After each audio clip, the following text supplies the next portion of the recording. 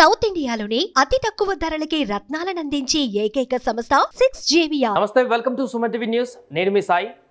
ఆంధ్రప్రదేశ్లో Janasena star campaigner list నిన్న విడుదల చేసినటువంటి విషయం మనం చూసాం. దాంట్లో 7 పేర్లతో స్టార్ క్యాంపెయినర్గా అభ్యర్థులను ప్రకటించారు కొంతమందిని పవన్ కళ్యాణ్. దాంట్లో క్రికెటర్ అంబట్ రాయుడు విషయాన్ని కూడా మాట్లాడుకోవడం జరిగింది. దీనికి సంబంధించి స్టార్ క్యాంపెయినర్గా ప్రకటించినటువంటి తర్వాత అంబట్ రాయుడు దీనికి సంబంధించినటువంటి ఒక ట్వీట్ చేయడం జరిగింది. సో ఈ ట్వీట్ పైన సోషల్ మీడియాలో రకరకాల చర్చ కొనసాగుతుంది. అదేవిధంగా స్టార్ క్యాంపెయినర్లకు సంబంధించినటువంటి ఈ యొక్క చర్చకు సంబంధించినటువంటి వివరాలు కూడా చూద్దాం. మనతో పాటు Suman TV news chief editor Keshav గారు. సార్ నమస్తే.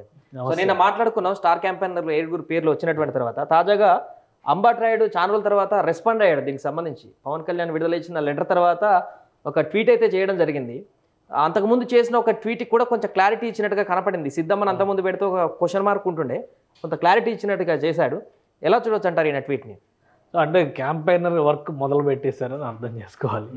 మనకు ఒక డౌట్ వచ్చింది, ఎందుకంటే ఆయన ఒక స్పోర్ట్స్ కామెంటేటర్గా ఉన్నారు. ప్రొఫెషనల్ క్రికెట్లో ఉండేటువంటి సందర్భంలో పొలిటికల్ ఇష్యూస్లో మాట్లాడకూడదు అనేటువంటి ఒక రూల్ ఉంది. అందుకనే నేను వైసీపీకి దూరంగా జరిగానని అప్పట్లో చెప్పారు. మళ్ళీ తర్వాత వారం తిరగకుండానే వచ్చి జనసేన పార్టీలో చేరారు. సో జనసేన పార్టీలో ఉంటూనే ఈ మధ్య సిద్ధం అని ఒక ట్వీట్, జస్ట్ సిద్ధం అని ఒక డైలాగ్ మాత్రమే పెట్టారు. ఇప్పుడు సిద్ధం దేనికి పర్యాయ పదం అయిందంటే జగన్మోహన్ రెడ్డి క్యాంపెయిన్కి పర్యాయ పదం అయింది. ఆయన సిద్ధం సభలు నిర్వహించారు, మళ్ళీ మేమంతా సిద్ధం అంటూ జనంలోకి వెళ్తున్నారు.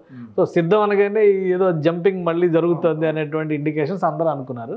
కానీ జనసేన పార్టీ నిన్న ఒక లిస్ట్ రిలీజ్ చేసింది. ఆ లిస్ట్లో కనుక మనం చూస్తే మొత్తం క్యాంపెయినర్స్ 7 రిలీజ్ చేశారు. ఆ 7లో అంబట్ రాయుడు క్రికెటర్, ఆయన స్పెసిఫిక్గా క్రికెటర్ అని మెన్షన్ చేసి మరి ఆయన పేరును కూడా ఇందులో పెట్టారు.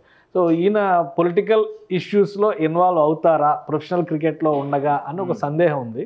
అయితే ఆయన ఒక ట్వీట్ ద్వారా ఈ సందేహానికి కూడా ఒక ఆన్సర్ ఇచ్చారని చెప్పని మనం అనుకోవాల్సి ఉంటుంది. సిద్ధం అనేది జనసేనతోనే ఉన్నారు. బహుశా ఆయనకు వస్తున్నటువంటి ఫీడ్బ్యాక్ కూడా గోదావరి జిల్లాల నుంచి, అలానే పవన్ కళ్యాణ్కి సంబంధించినటువంటి సామాజిక వర్గం నుంచి వస్తున్నటువంటి మద్దతు, ఇవన్నీ చూస్తే కనుక పూర్తి స్థాయిలో ఎలక్షన్ క్యాన్వాసింగ్ కూడా అంబట్ రాయుడు ప్రిపేర్ అయి ఉన్నారనేటువంటి సంకేతాలు దీని ద్వారా మనం అర్థం చేసుకోవచ్చు. ఇంకొకటి సార్, ప్రధానంగా ఇందులో పవన్ కళ్యాణ్ సీఎం చేయడానికి సిద్ధం అనేటువంటి ఒక అంశాన్ని మెన్షన్ చేయడం జరిగింది. పవన్ అన్నని సీఎం చేయడానికి సిద్ధం, కలిసి సాధిద్దాం అంటే 2 మాటల్లో మొత్తం విషయం అంతా కూడా డిస్కషన్లో పెట్టారు. పవన్ కళ్యాణ్ స్వయంగా చెప్తున్నారు, నేను సీఎం క్యాండిడేట్ కాదు, కూటమి తరపున చంద్రబాబు నాయుడు లీడ్ తీసుకున్నారు కాబట్టి 140 సీట్లకి పైన పోటీ చేస్తుంది కాబట్టి తెలుగుదేశం, 144 సీట్లు తెలుగుదేశం పార్టీ పోటీ చేస్తుంది కాబట్టి కూటమి విజయంలో 31 సీట్ల భాగస్వామ్యంతో జనసేన బీజేపీ ఉన్నాయి కాబట్టి సీఎం అభ్యర్థి ఆబ్వియస్లీ ఆయనే అవుతారు అనేటువంటి మాట పవన్ కళ్యాణ్ చెప్పారు. సో పవన్ కళ్యాణ్ చెప్పినటువంటి అంశానికి భిన్నంగా సీఎం చేయడానికి సిద్ధం అన్నారంటే ఈ ట్రోలింగ్స్ ఏంటంటే చాలా మరీ డిరగేటరీగా వ్యక్తిత్వ హననానికి పాల్పడేలాగా ఇవన్నీ జరుగుతున్నాయి. బట్ ఒకటేంటంటే పవన్ కళ్యాణ్ సీఎం అవుతారు. అది ఈ ఎలక్షన్స్ అయిన వెంటనే అవుతారా, కొంత టైం తీసుకుని అవుతారా, 2 ఏళ్ల తర్వాత అవుతారా, 3 ఏళ్ల తర్వాత అవుతారా, లేదా 28కి 29కి ఒక ప్లాన్ తయారు చేసుకుంటారా అనేది అది తర్వాత. కానీ ఆయన ఆకాంక్ష, మనసులో ఉన్నటువంటి ఆలోచన అంబటి తిరుపతి రాయుడు ఈ ట్వీట్ ద్వారా ఒక విషయం చెప్పారు. సో అది ఎంతవరకు రియాలిటీలోకి వస్తుంది అనేది చూడాలి. సో ఈ యొక్క ట్వీట్ తర్వాత అంటే నేరుగా ఇక నేను ప్రచారంలోకి అడుగు పెడుతున్నాను, నేను కూడా ఒక క్యాంపెయిన్ చేయడానికి సిద్ధమే అని చెప్పేసి ఒక ఇండికేషన్ ఇచ్చినట్టేనా? ఎందుకంటే ప్రస్తుతానికి ఆయన ఒక కామెంటేటర్గా కొనసాగుతున్నారు ఐపీఎల్లో స్టిల్. ఈ రోజు కూడా నిన్న అక్కడ మ్యాచ్లలో మాట్లాడుతున్న సందర్భాన్ని చూసాం. సో అంటే అక్కడ మొత్తం కంప్లీట్గా వదులుకొని వస్తారా, లేదా 2 మేనేజ్ చేస్తారు? ఒకటి ఇక్కడ ఏంటంటే క్యాంపెయినర్గా చేసేటువంటి క్రమంలో ఆయన సభలకు నేరుగా వెళ్లాల్సినటువంటి అవసరం ఉండకపోవచ్చు.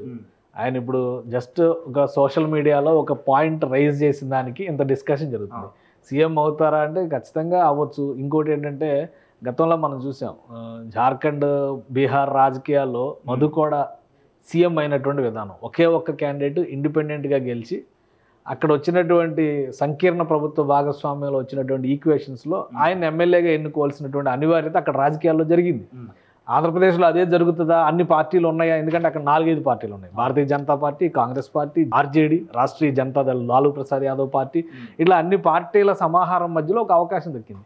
ఆంధ్రప్రదేశ్లో క్లియర్గా 2 కూటముల మధ్య సమరంగా మారుతున్నటువంటి పరిస్థితి ఉంది కాబట్టి పవన్ కళ్యాణ్ ఒక్క సీటు గెలిచినా సీఎం అవడానికి ఆప్షన్ ఉందని మనం ఇప్పుడు చెప్పలేకపోవచ్చు. మేబీ భవిష్యత్తులో ఏమైనా జరగచ్చు. కాబట్టి సీఎం చేయడం కోసం ఆయన రెడీగా ఉన్నారంటే ఆయన క్యాంపెయిన్ కూడా రెడీగా ఉన్నట్టే లెక్క. ప్రజాక్షేత్రంలోకి వెళ్ళొచ్చు, ప్రకటనల ద్వారా చేయొచ్చు, ఆయన ఇచ్చేటువంటి వీడియో మెసేజెస్ ద్వారా చేయొచ్చు, ఇలా ఒక ట్వీట్ చేయడం ద్వారా సందర్భాన్ని బట్టి మొత్తం మీద చూస్తే ఎంత 40 రోజుల క్యాంపెయిన్ అంటే 35 రోజులు 33 రోజులు మాత్రమే మిగిలి ఉంది. ఇప్పుడు రేపు 18వ తేదీన ఎన్నికల నోటిఫికేషన్ వచ్చిన తర్వాత అసలు ప్రక్రియ మొదలైంది. ఓవరాల్గా ఒక 3-4 సభలకి ఆయన ప్రణాళిక చేసుకుని క్యాన్వాస్ చేసిన పవన్ కళ్యాణ్ సొంత నియోజకవర్గం పిఠాపురంలో పర్యటించిన 21 నియోజకవర్గాల్లో సెలెక్టెడ్గా గోదావరి జిల్లాల్లో పోటీ చేసినటువంటి నియోజకవర్గాలపైన ఆయన ఫోకస్ పెట్టిన ఎలా చూసినా కానీ క్యాంపెయిన్లోకి ఇన్వాల్వ్ అవ్వడానికి అవకాశం ఉంది. అయితే గతంలో ఆయుడు చెప్పినటువంటి పాయింట్ ఏంటంటే ప్రొఫెషనల్ క్రికెట్లో ఉన్నప్పుడు పొలిటికల్ ఇష్యూస్లో మేము ఇన్వాల్వ్ కాకూడదు అనేటువంటి కండిషన్ ద్వారానే పార్టీకి దూరం జరిగాని అన్నారు. సో ఇప్పుడు ఆ కండిషన్స్ ఇప్పుడు అప్లై అవుతాయా లేదా? ఆయన ఆల్రెడీ పొలిటికల్ క్రికెట్ కామెంటేటర్గా ఉన్నారు, ఇప్పుడు ఐపీఎల్ మ్యాచ్లు జరుగుతున్నాయి, సో వాటి బిజీలో ఉన్నారు. అందులో ఉంటూ దీనికి టైం కేటాయిస్తారా లేదా అనేది కొంత డౌట్ఫుల్గా ఉన్నది. మేబీ ఒక షెడ్యూల్ అనౌన్స్ చేసేటువంటి అవకాశం ఉండొచ్చు. ఒకవేళ ఐపీఎల్ మ్యాచ్లకి వీటికి సంబంధం లేక డిస్టర్బెన్స్ లేకుండా ఉండాలంటే ఇలా తన సందర్భాన్ని బట్టి ఒక మెసేజ్ రిలీజ్ చేసినా కానీ ఆయన ఒక స్టార్ క్యాంపెయినర్గా ఆయనకు సంబంధించినటువంటి ఎజెండా, ఆయన చెప్పాలనుకున్నటువంటి అంశం ప్రజల్లోకి వెళ్ళడానికి కూడా అవకాశం ఉంది. లాస్ట్ టైం ఆయన చెప్పినప్పుడు వైసీపీ పార్టీ నుంచి వైదొలగడానికి నేను ఒక ప్లేయర్గా ఉన్నానని చెప్పినప్పుడు అమెరికాలకు సంబంధించిన లీగ్లో ఆయన ప్లేయర్గా ఉన్నాడు. సో ఇప్పుడు ప్లేయర్గా లేడు, ఐపీఎల్లో జస్ట్ వ్యాఖ్యాతగా ఉన్నాడు, స్టాండ్ బైగా బయట ఉన్నాడు, ప్రొఫెషనల్గా ఉన్నాడు. కాబట్టి అది పెద్దగా పొలిటికల్ కి ఐపీఎల్ రూల్స్ కి పెద్దగా ఇంపాక్ట్ అయ్యేటువంటి అవకాశం ఉండకపోవచ్చు. ఎందుకంటే గతంలో చాలా మంది చేశారు. గౌతమ్ గంభీర్ అక్కడ చేస్తుంటే ఆయన ఇక్కడ పొలిటికల్ ఇష్యూస్ లో ఇన్వాల్వ్ అయ్యాడు, ఎంపీ అయ్యాడు, తర్వాత పార్టీతో అసోసియేట్. ఈ మధ్య మళ్ళీ నాకు ఈ political career cricket career balance కావట్లేదని చెప్పి దాన్ని దూరంగా జరగాలని ఒక డెసిషన్ తీసుకున్నాను. కాబట్టి ఐపీఎల్లో కానీ ఇంటర్నల్గా ఒక ఎక్స్పర్ట్ ఒపీనియన్గా చెప్పేటువంటి క్రమంలో పెద్దగా ఇబ్బంది ఉండకపోవచ్చు. అందుకనే ఆయన కూడా అంత ఓపెన్గా ట్వీట్స్ చేస్తున్నారు. ఆయన షెడ్యూల్ వెసులుబాటు ఐపీఎల్ కంప్లీట్ అయ్యేటువంటి ఇది లేదా ఐపీఎల్ బ్రేక్స్ని దృష్టిలో పెట్టుకొని 2-3 రోజులు క్యాంపెయిన్కి ప్లాన్ చేసుకోవడానికి కూడా అవకాశాలు అయితే కనిపిస్తున్నాయి. ఒకటి ఫైనల్గా అంబటి రాయుడు చేసినటువంటి ఈ ట్వీట్లో ప్రధానంగా నేను సపోర్ట్ చేస్తున్నాను, కలిసి సాధిద్దామంటే ఏమి ఇష్యూ కాకపోవచ్చు ఇప్పుడు. బట్ ఇక్కడ సీఎం అనే పదం పవన్ కళ్యాణ్ వాడడంతోనే ఇప్పుడు వైసీపీ వాళ్ళకి ట్రోల్ చేయడానికి ఒక ఆయుధం లాగా దొరికినట్టు కనపడుతుంది.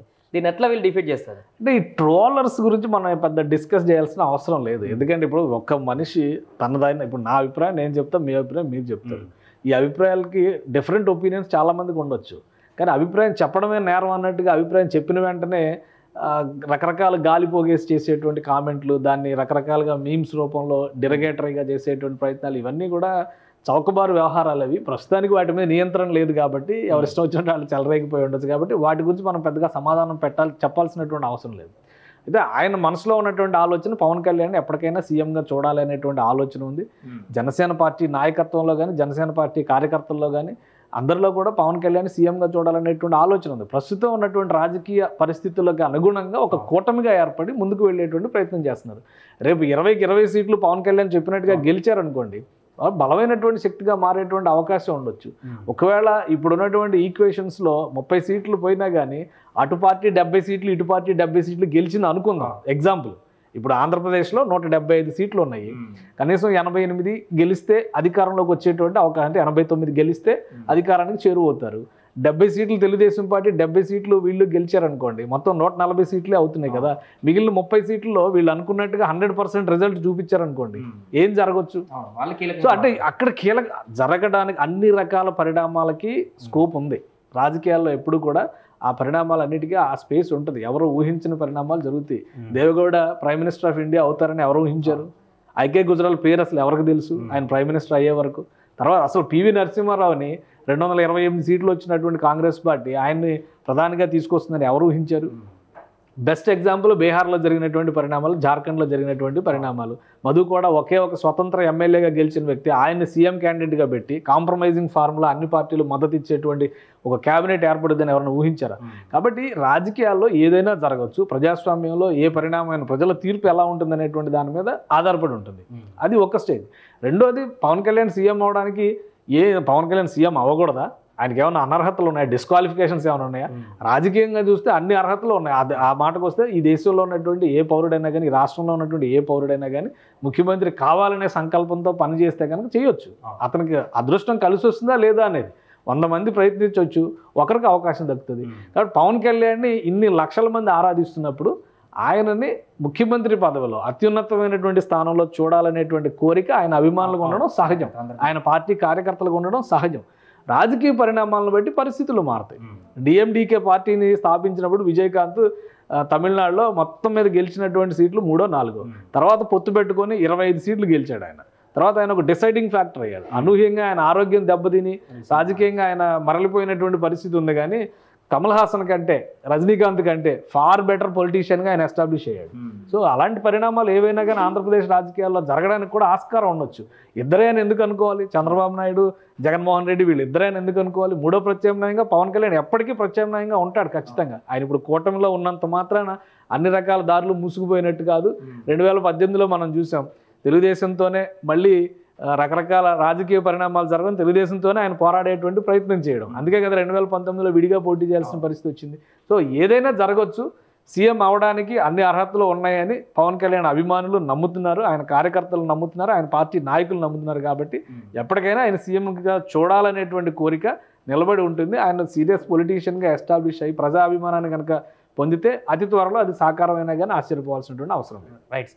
సో మొత్తానికి అదే అంబటి రాయుడు చేసినటువంటి ట్వీట్ అయితే ఇప్పుడు వైరల్గా మారుతుంది. అంటే ప్రచారంలో క్యాంపెయినర్గా, స్టార్ క్యాంపెయినర్గా జనసేన అఫీషియల్గా లెటర్ విడుదల చేసినటువంటి తర్వాత అంబటి రాయుడు స్పందించాడు. కాబట్టి ఈ యొక్క స్పందన పైన రకరకాలుగా వైరల్ అవుతున్నటువంటి పరిస్థితి. కానీ జనసేనలో అయితే ఒక జోష్ అయితే, అంబటి రాయుడు కూడా నేరుగా పాల్గొంటున్నాడు క్యాంపెయిన్లో అనేటువంటి ఒక జోష్ అయితే కార్యకర్తల్లో కనిపిస్తున్నటువంటి పరిస్థితి.